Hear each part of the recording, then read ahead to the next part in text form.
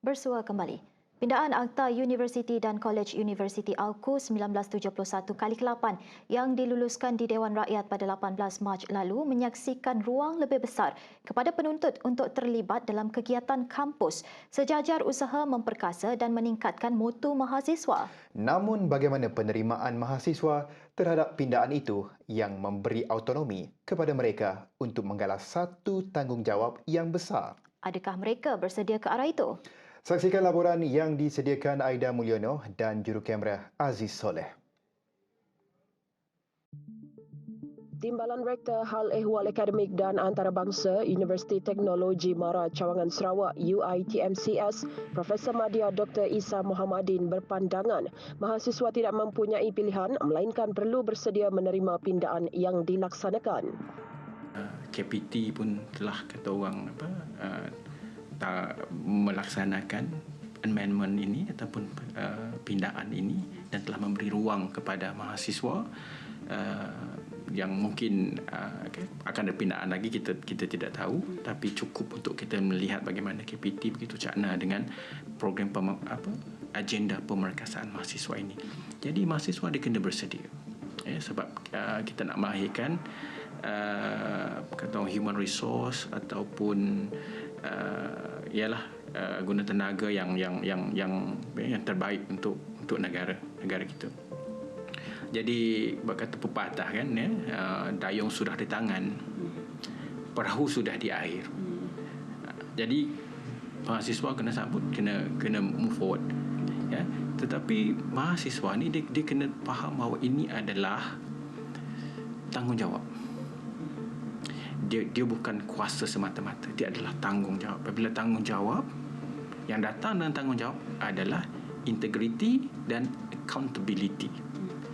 Jadi mahasiswa dia perlu embrace benda tersebut.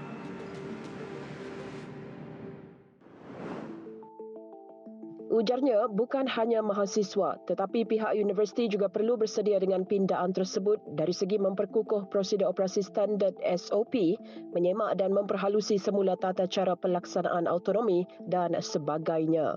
Seksyen 15A merupakan antara yang dipinda, yang mana penuntut diberi autonomi untuk mengurus tadbir kewangan mereka sendiri.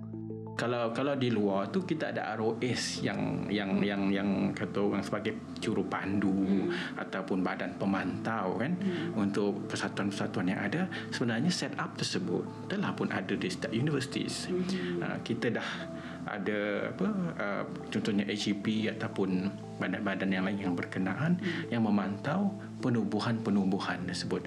Jadi di situ kena adalah isu pemantauannya, ya. Kalau kita ada kata orang hantar laporan kewangan, mereka perlu hantarkan dan perlu ada auditnya dan sebagainya. Ini bukan kita takut nanti kekangan universiti pula, tidak, tapi itulah yang berlaku di luar kan. Mesti ada perkara-perkara sebegini yang kita praktikan. Jadi di universiti untuk kita memastikan bahawa semuanya adalah in order kan, tepat mengikut ketetapan, sebab kewangan ini kita tidak boleh sembarangan. Mengulas mengenai keterlibatan mahasiswa dalam kancah politik, Dr. Isa melihat dari perspektif pendidikan bahawa ia merupakan satu perkara yang mendatangkan hasil positif kerana mahasiswa diberi pendedahan awal mengenai landscape politik negara. Namun beliau tidak menafikan terdapat sedikit sebanyak kerisauan yang timbul.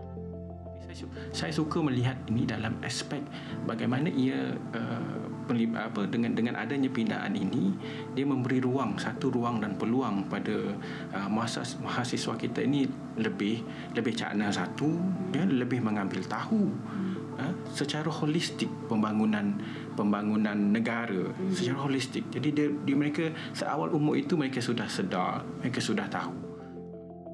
Apa pula peranan para penuntut dalam pindaan ini?